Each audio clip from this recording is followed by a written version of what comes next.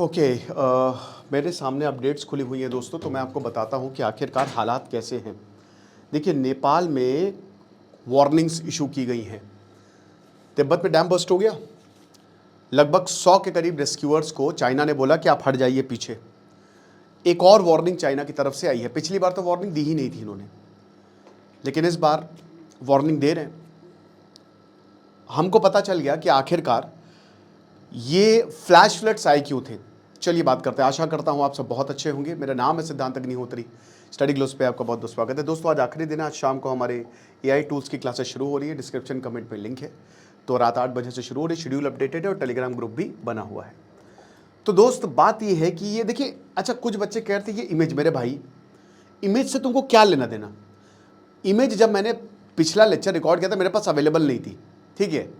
और वो दूसरे धराली बेसिकली गांव की मैंने पिछली बार विलेज की लगाई थी, क्योंकि भाई क्या लेना देना। इमेज तो खाली मैं रेफरेंस पॉइंट के लिए लगा देता हूँ। तो भाई मुझे पता है, ठीक है। और उस समय देखिए कोई मैं वीडियो नहीं यूज़ करता क्योंकि कॉपीराइट स्ट्राइक आ जाता है।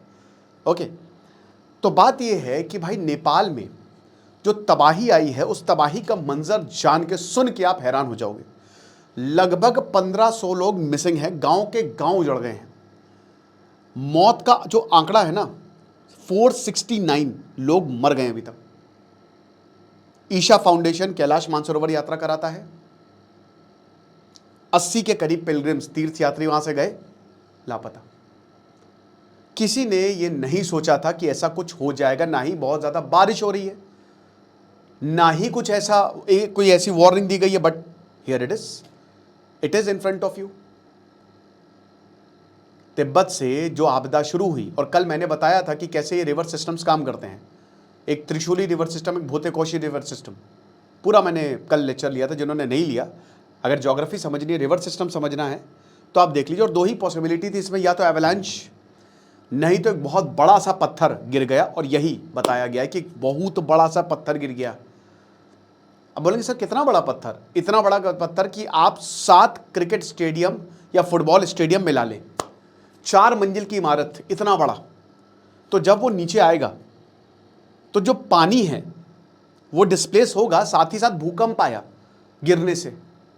ये सैटेलाइट ने पता लगाया है, समझ रहे आप। फिर बलेन शाह लगातार बात कर रहे हैं, पीएम मोदी बात कर रहे हैं। इंडिया की जो टीम है, अभी नेपाल के एक मंत्रीगण से पूछा गया कि आप चाइना की तरफ जा रहे हैं, तो उन्होंने बोला कि देखिए 2/3 ट्रेड हमारा भारत से है। हम पूरी तरीके से भारत से पे डिपेंडेंट है, तो हम माता को पिता से या पिता को माता से रिप्लेस नहीं कर सकते। अब मुझे ये नहीं समझ में आया कि इन्होंने माता या पिता किसको चाइना को बोला है, ये मुझे बिल्कुल समझ में नहीं आया। खैर छोड़िए, हम पॉलिटिक्स में नहीं जाते हैं। तो 290 इंडियंस अनकॉन्टैक्टेबल हैं, उनसे कॉन्टैक्ट नहीं अभी तक इस्टेब्लिश हुआ है।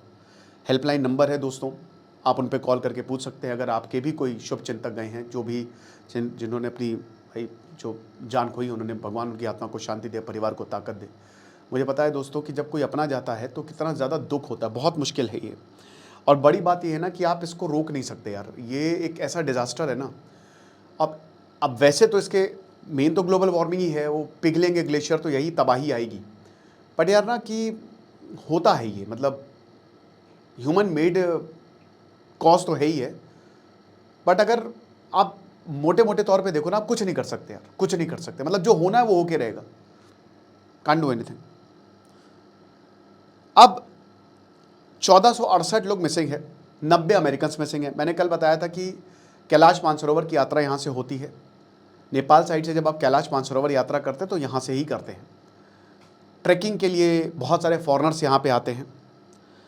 तो नेपाल पुलिस ने बोला है कि 796 लोग, जिसमें 50 फॉरेनर्स हैं, अभी तक उनको रेस्क्यू किया जा चुका है हेलीकॉप्टर से। बाकी 796 को लैंड से इवैक्यूएट किया है। नेपाल अथॉरिटीज़ ने यह भी बोला कि 910 लोग अभी मिसिंग हैं। और ऑफिशियल्स ने बोला तिब्बत में कि 568 लोग वहाँ पे भी, मतलब तिब्बत साइड में भी तबाही आई है ना। तो टोटल जो आंकड़ा है वो 1468 है। ये तो रिपोर्टेड है, 2, 3, 4 हज़ार कुछ भी हो सकता है, कुछ भी। और मौत का आंकड़ा बढ़ेगा। भगवान करे लोग बच गए हो, लेकिन जब ऐसी तबाही आती है और जो लोग मिसिंग होते हैं ना, बहुत कम चांसेस होते हैं दोस्तों। मैं डरा नहीं रहा हूँ, बस ये सच्चाई है। 1 मिनट के अंदर अंदर, मतलब आप समझिए कि 1 मिनट के अंदर अंदर सब ख़त्म हो गया। मतलब लोग आराम कर रहे थे अपने होटल्स में, होटल बह गए। नेपाली सिक्योरिटी पर्सनल ने बोला है कि अभी तक हमने 800 लोगों को, जो भी अफेक्टेड डिस्ट्रिक्ट हैं, क्योंकि रासुवा डिस्ट्रिक्ट है 70 किलोमीटर पूरा का पूरा एरिया अफेक्टेड है, तो वहाँ पे हमने उनको रेस्क्यू किया गया है। अब एक बहुत दिल तोड़ने वाली बात बताता हूँ। चितवन, बगल में चितवन पड़ता है, 137 बॉडीज़ को रिकवर किया है। आप ज़रा सोचिए 2 मिनट के लिए। मेरी तो रूह कांप गई थी जब मैंने इमेजिन किया कि जहाँ पे उन्होंने देखा वहाँ लाशें, पानी का स्तर थोड़ा सा कम हुआ तो लाशें निकली हैं, और वो भी भर भर के। ये चीज़ है। रासुवा, नुवाकोट, धाडिंग, गोरखा, तनाहुन और नवल परासी। मैं एक अपील आपसे भी करना चाहूँगा कि जो नेपाल से ये लोग देख रहे हैं और जो उस पर्टिकुलर एरिया में हैं, वो आप कमेंट बॉक्स में मुझे कमेंट करके बताएं, और सबको बताएं कि वो अभी हालात कैसे हैं और क्या है। मतलब अभी भी क्या कुछ, देखिए वार्निंग तो इशू की गई है, अभी वार्निंग की भी बात बताऊंगा मैं।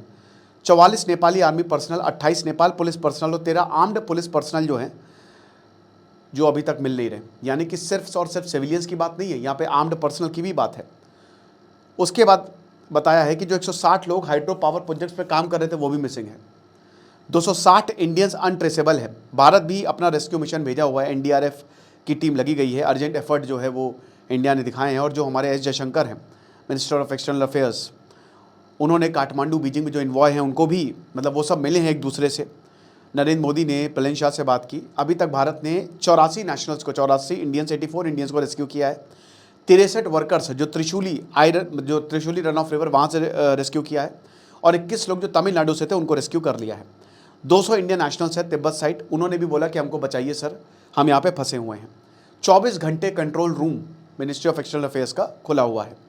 27 फॉरेन टूरिस्ट, जिसमें 11 इंडियंस हैं, उनको भी रेस्क्यू रासुवा डिस्ट्रिक्ट से किया हुआ, और अमेरिकन सिटीजन्स को भी हमने रेस्क्यू किया है। 63 इंडियंस जो है वो that is they are rescued from Trishuli. फिर उसके बाद भारत ने काफ़ी रिलीफ भी नेपाल को भेजी है। 47.5 ton of relief send to Nepal, जो ह्यूमैनिटेरियन असिस्टेंस हम हमेशा देते ही हैं। तो 37.5 टन, जिसमें बहुत सारी चीज़ें हैं, तो मिलिट्री एयरक्राफ्ट थोड़ा, और टोटल 47.5 टन के करीब है। ठीक है, 47.5 टन ऑफ मटेरियल जो है वो हमने भेजा है।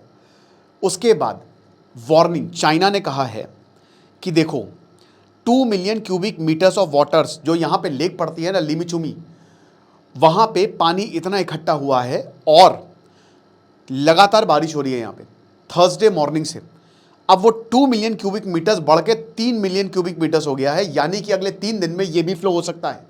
यानी कि आप अलर्ट रहिए, एक और फ्लैश फ्लड्स आ सकता है।